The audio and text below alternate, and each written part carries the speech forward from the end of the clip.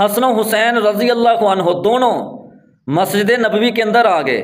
اللہ کے نبی صلی اللہ علیہ وسلم ادھر خطبہ ارشاد فرما رہے ہیں، دونوں نے سرخ رنگ کے کپڑے پہنے ہوئے ہیں۔ صحابہ بیان کرتے ہیں کہ اللہ کے نبی صلی اللہ علیہ وسلم گفتگو کر رہے ہیں، خطبہ ارشاد فرما رہے ہیں، اور جب ان دونوں کو آتے ہوئے دیکھا، یہ دونوں بھائی، یہ دونوں جنتی نوجوانوں کے سردار، یہ دونوں شہزادے، یہ دونوں آپ صلی اللہ علیہ وسلم کے نواسے،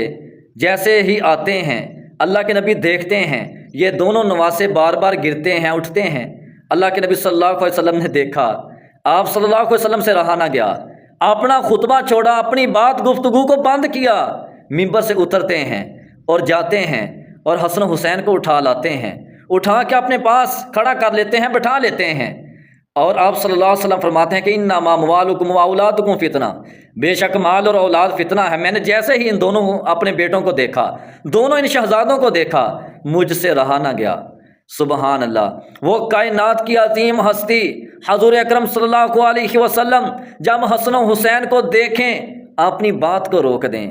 خطبہ کو روک دیں، اپنی گفتگو کو بند کر دیں اور حسن و حسین کی طرف جائیں اور ان کو اٹھا لیں۔ یہ ہے اللہ کے نبی صلی اللہ علیہ وسلم کے نواسوں کے ساتھ حضور اکرم کی محبت، یہ ہے حسن و حسین کا مقام۔